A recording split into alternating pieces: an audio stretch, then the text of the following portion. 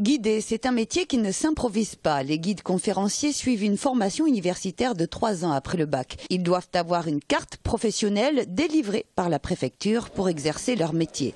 Suite à la loi relative à la simplification de la vie des entreprises, le gouvernement serait autorisé à légiférer par ordonnance et à supprimer cette carte.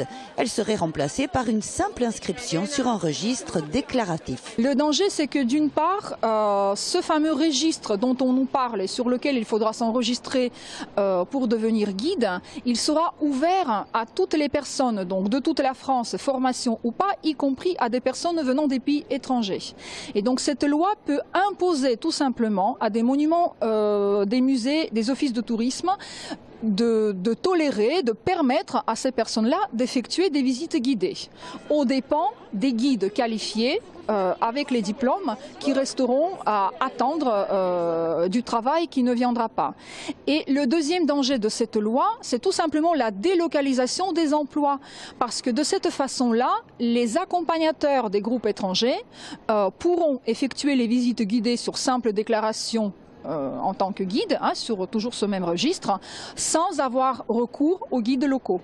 À Toulouse, les guides conférenciers seraient une quarantaine, dont une vingtaine salariés à l'office de tourisme. Les autres auraient adopté d'autres statuts, comme celui d'auto-entrepreneur, à la merci des donneurs d'ordre. De tous les guides de France, il n'y a qu'à peu près 3% qui sont en CDI. Nous dépendons des tours opérateurs, de la demande des clients, de la saisonnalité.